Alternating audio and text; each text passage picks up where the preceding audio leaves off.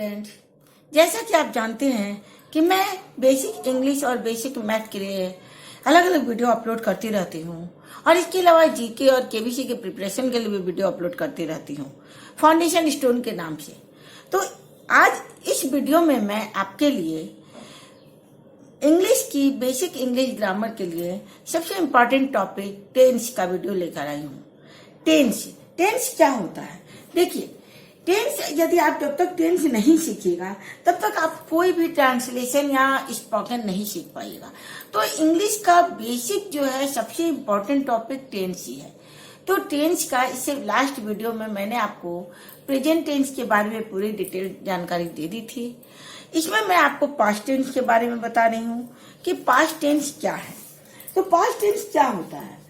Past tense से हमें पता चलता है कि कोई काम शुरू हुआ है और वह अपने उसी टाइम में भूतकाल में ही समाप्त हो गया। पास्ट का अर्थ क्या हुआ? भूतकाल, जो बीता हुआ काल है। तो जैसे देखिए, इस नोट्स में भी मैं लिखी हूँ कि the tense that express action that took place in the past is called past tense. जो वर्क आपका पास्ट में हो चुका है वह आपका पास्ट टेंस कहलाता है। There are 4 types of past tense. Simple past tense, simple past tense को हम पास्ट इंडेफिनिट टेंस के नाम से भी जानते हैं। पास्ट कॉन्टिन्यूअस टेंस, इसे हम पास्ट इम्परफेक्ट भी कहते हैं। पास्ट परफेक्ट टेंस और past perfect continuous tense. Simple past tense का पहचान क्या है? जैसे देखिए, या था, ये थी, ये थे, मैं गया, वे गए, या मैं गया था, मैंने ये काम किया। इस तरह का जब सेंटेंस होगा जो कि पास्ट में भूतकाल में हो चुका है तो वह पास्ट टेंस बताता है। तो हर टेंस को बनाने के लिए हमें जैसे मैथ में फॉर्मूला होती है उसी तरह इंग्लिश में भी एक स्ट्रक्चर होता है। उस स्ट्रक्चर को हम जब तक नहीं जानेंगे तब तक हम उस टेंस को नहीं बना पाएंगे। तो पास्ट टेंस में सिंपल पास्ट टेंस क्या होगा? तो देखिए, सिंपल पास्ट टेंस पहला हुआ। सिंपल पास्ट टेंस का देखिए स्ट्रक्चर क्या होता है? Subject plus V2 plus object. हम कोई भी सेंटेंस बोलेंगे, वह दिल्ली गया था। मान लीजिए वह दिल्ली गया था, तो इसमें दिल्ली गया था कब गया था? तो पास्ट में गया था। तो इसको हमको बनाना है इंग्लिश। तो इसका इंग्लिश कैसे बनाएंगे? ये दिल्ली तो आपका ऑब्जेक्ट में आ रहा है, गया लास्ट में आ रहा है हिंदी में, लेकिन इंग्लिश में हम क्या करेंगे? सब्जेक्ट की जगह क्या लिखेंगे? तो वह की जगह हम ही लिखेंगे। V2 बोल रहा है तो V2 गया का इंग्लिश क्या होता है? गो होता है। गो का V2 होता है वेंट। तो ही वेंट टू दिल्ली।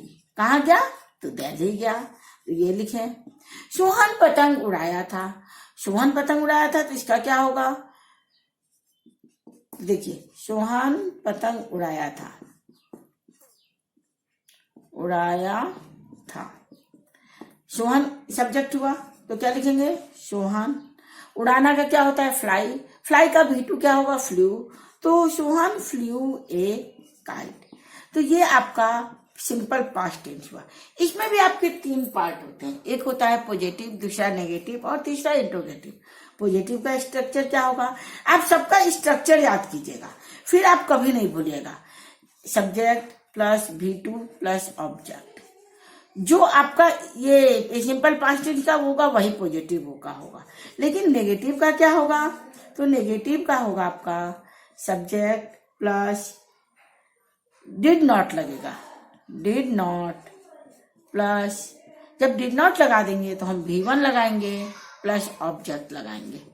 तो देखिए, सोहन पतंग नहीं उड़ाया था।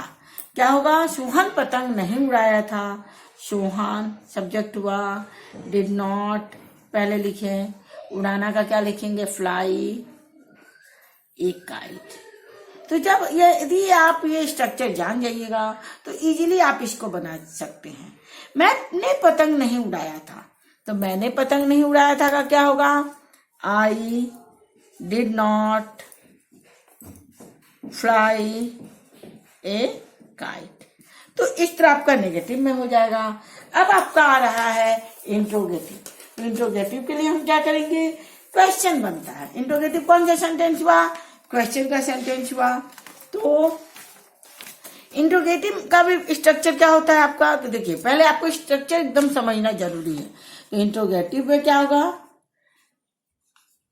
इंट्रोगेटिव में होगा आपका did plus subject plus V1 plus object. As subject हुआ, ओ ऑब्जेक्ट हुआ। क्या सोहन पतंग उड़ाया था? क्या सोहन पतंग उड़ाया था? तो इसका क्या हो जाएगा, देखिए, क्या सोहन पतंग उड़ाया था? पतंग उड़ाया था। क्या का क्या होगा, डिड सोहन, सब्जेक्ट में सोहन हुआ, वर्ब लिख लेंगे तो fly, did Sohan fly A kite. क्या मैं पतंग नहीं उड़ाया था? तो डिड आई नॉट। जब इंट्रोगेटिव में अगर आपका क्वेश्चन रहता है तो did I not fly A kite करते हैं। इसको देखिए, मैं इसको नोट्स में पूरा बनाई हूँ, इसका PDF मैं डाल दूंगी। आप इसको भी समझिएगा जो हम समझा रहे हैं, और उसके बाद आप इसको पढ़िएगा ध्यान से, तो आपको इजीली टेंस बनाने आ जाएगा। इसके बाद दूसरा है past continuous tense. Past continuous tense क्या होगा? कॉन्टिन्यूअस मीन्स क्या होता है, लगातार। जैसे मैंने आपको बताया था, प्रेजेंट कॉन्टिन्यूअस में क्या बोला था, रहा है, रही है, रहे हैं। तो पास्ट में उसी तरह क्या हो जाएगा कि मैं रहा था, रही थी, रहे थे। जिस सेंटेंस में रहा था, रही थी, रहे थे रहेगा तो वो आपका पास्ट कॉन्टिन्यूअस टेंस कहलाएगा। पास्ट कॉन्टिन्यूअस टेंस की क्रिया से यह पता चलता है कि कोई काम भूतकाल में हो रहा था। हिंदी की जिस क्रिया के अंत में रहा था, रही थी, रहे थे रहता है, उसका अनुवाद हम पास्ट कॉन्टिन्यूअस टेंस के द्वारा करते हैं। तो पास्ट कॉन्टिन्यूअस टेंस का स्ट्रक्चर क्या होगा, तो देखिए क्या होगा, subject plus was plus VING plus object. बस यही आपको याद करना है। यदि इसको आप याद कर लीजिएगा तो आप कोई भी सेंटेंस बना लीजिएगा। इसमें भी आपका सिंगुलर और प्लूरल होता है, तो सिंगुलर में आपका वाज लगेगा, प्लूरल में वेयर लगेगा। तो इसका एग्जाम्पल में हम क्या लिखेंगे, सोहन पतंग उड़ा रहा था। सोहन पतंग उड़ा रहा था, उड़ा रहा था। तो क्या होगा, सोहन, देखिए सोहन सिंगुलर है तो वाज लगाएंगे, प्लस सोहन वाज, उड़ाना का क्या होता है, फ्लाई होता है, तो flying FLYING, flying a kite. तो यही आपका सेंटेंस बन गया। वे पतंग उड़ा रहे थे, तो they were flying a kite. Subject क्या, देखिए सब्जेक्ट का दे हुआ, प्लूरल में दे वेयर, फ्लाई का ING लग जाएगा, फ्लाइंग और फिर ऑब्जेक्ट। तो इसी तरह आपका ये बनेगा। इसमें भी आपके 3 पार्ट होते हैं। कौन कौन होते हैं, तो पॉजिटिव, नेगेटिव और इंट्रोगेटिव। तो ये पॉजिटिव का ये हो गया पॉजिटिव का। अब मैं आपको नेगेटिव का बताती हूँ। तो नेगेटिव के लिए आप क्या होगा, नेगेटिव में देखिए, नेगेटिव का भी आपको स्ट्रक्चर सबका याद करना होगा। Subject plus was not plus VING और प्लस ऑब्जेक्ट। यदि आप इसको याद रखिएगा तो कभी नहीं भूलिएगा। सोहन पतंग नहीं उड़ा रहा था, तो सोहन पतंग नहीं उड़ा रहा था, इसका क्या होगा, सोहन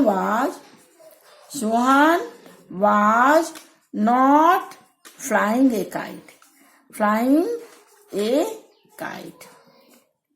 देखिए सब्जेक्ट की जगह सोहन लगाए, वाज लगाए, नॉट लगाए, फिर ING जोड़े और ऑब्जेक्ट लगा दिए, तो इजीली बन जाएगा। वे पतंग नहीं उड़ा रहे थे, they were not flying a kite. इसके बाद आपका आएगा इंट्रोगेटिव। इंट्रोगेटिव में क्या होगा, इसमें देखिए ये क्वेश्चन मार्क है, तो इसमें सबसे पहले वाज या वेयर लगाते हैं, प्लस सब्जेक्ट प्लस VING और प्लस ऑब्जेक्ट। इसकी सिंगुलर में क्या होगा, तो देखिए क्या सोहन पतंग उड़ा रहा था, क्या सोहन पतंग उड़ा रहा था, तो was Sohan flying a kite, flying a kite. अगर होता कि क्या सोहन पतंग नहीं उड़ा रहा था, तो was Sohan not flying a kite, तब हम कहा सब्जेक्ट के बाद नॉट जोड़ते। यदि इसमें आपका क्वेश्चन पूछ दे, इंट्रोगेटिव में नेगेटिव क्वेश्चन पूछ दे तो, और यदि आपका कुछ और क्वेश्चन, वह कोशिश क्यों नहीं कर रही थी, तो क्यों जब लग गया तब आप क्या लगाइएगा, वाई, तो why was she not trying, क्या होगा, वाई वाज शी नॉट, देखिए वाई आगे लगा दिए, फिर वाज, फिर शी, नॉट ट्राइंग। तो यही आपका रूल है पास्ट कॉन्टिन्यूअस का। इसके बाद हम आते हैं तीसरा, पास्ट परफेक्ट टेंस में। जिस तरह प्रेजेंट परफेक्ट मैं बताई, चुका हूं, चुकी हूं, चुके हैं, तो इसमें चुका था, चुकी थी, चुके थे, इसके पहचानने का यही होता है। The tense which tell us that action had been done in the past is called past perfect tense. यदि भूतकाल में आपका दो काम हुआ है और एक काम दूसरे कार्य से पहले पूरी रूप से समाप्त हो गया है, तो पहले समाप्त होने वाले कार्य के लिए हम पास्ट परफेक्ट लगाते हैं, और यदि समाप्त होने वाला दूसरी बार समाप्ति जो होता है, जो कार्य है, उसमें पास्ट इंडेफिनिट टेंस लगाते हैं। तो इसको समझने के लिए देखिए हम क्या करते हैं। मेरे पहुंचने के पहले ट्रेन जा चुकी थी। The train had left before I reached the station. इसका भी स्ट्रक्चर होता है, पॉजिटिव और नेगेटिव एंड इंट्रोगेटिव में। तो पॉजिटिव में क्या होगा, स्ट्रक्चर आप सबका समझिए। पॉजिटिव में देखिए क्या होगा, सब्जेक्ट प्लस इसमें हैड लगता है, प्लस V3 लगता है, प्लस ऑब्जेक्ट लगता है। प्रेजेंट में भी V3 लगता है, प्रेजेंट परफेक्ट में भी, लेकिन वहां केवल हैव लगेगा और पास्ट में हैड लगेगा। सोहन पतंग उड़ा चुका था। जैसे एक क्वेश्चन है आपका, मान लीजिए आपसे पूछा जाए सोहन पतंग उड़ा चुका था, तो इसका क्या कीजिएगा, सोहन हैड, फ्लाई का क्या हो जाएगा, V3, फ्लॉन ए काइट। तुम पतंग उड़ा चुके थे, you had flown A kite. Negative में हम जाएंगे, तो नेगेटिव में क्या होगा, नेगेटिव में होगा आपका subject plus had not plus V3 plus object. और इंट्रोगेटिव में हम जाएंगे तो क्या होगा, इंट्रोगेटिव में होगा आपका had plus subject plus V3 plus object. मैं आपको शॉर्ट में समझा रही हूँ क्योंकि मैं इस नोट्स में आपको पूरा डिटेल लिख दी हूँ, तो इसीलिए मैं इस व्हाइट बोर्ड पे केवल शॉर्ट में समझा रही हूँ कि आप इसको ध्यान से समझ जाइए क्या है। आप यदि ये स्ट्रक्चर याद रखिएगा तो आपसे कोई भी ट्रांसलेशन बन जाएगा, और स्पोकन के लिए ट्रांसलेशन का आना बहुत जरूरी है। तो इसका एग्जाम्पल बताते हैं। सोहन पतंग नहीं उड़ा चुका था, तो Sohan had not phloem A kite. और क्या सोहन पतंग उड़ा चुका था, तो had Sohan phloem A kite. तो इसी तरह आपका पास्ट परफेक्ट हो जाएगा। इसके बाद लास्ट टॉपिक है आपका past perfect continuous tense. Past perfect continuous tense में क्या होगा कि इससे यह बोध होता है कि कोई कार्य भूतकाल में लगातार कुछ समय तक जारी रहा। जैसे मैं 2 वर्षों से पढ़ रहा था, I had been reading for 2 years। मैं दौड़ता रहा था, आई हैड बीन रनिंग, वह सुबह से दौड़ रहा था, he had been running since morning. इसका भी स्ट्रक्चर होता है। तो देखिए पास्ट परफेक्ट कंटिन्यूअस में पॉजिटिव में क्या होगा, ये पॉजिटिव का है। पॉजिटिव में क्या होगा, subject plus had been plus VING plus object, जो भी हुआ। मैं 2 वर्षों से पढ़ रहा था, तो क्या होगा इसका, मैं 2 वर्षों से पढ़ रहा था, से पढ़ रहा था। I had been reading for 2 years। Reading for 2 years। For क्यों लगा है, तो क्योंकि ये 2 साल, कोई भी मेरा 2 साल है, इसलिए फॉर लगा है। वह सुबह से दौड़ रहा था, तो he had been running since morning. Positive में क्या हुआ, पॉजिटिव में जो आपका इसका है स्ट्रक्चर वही सेम इसका भी होगा।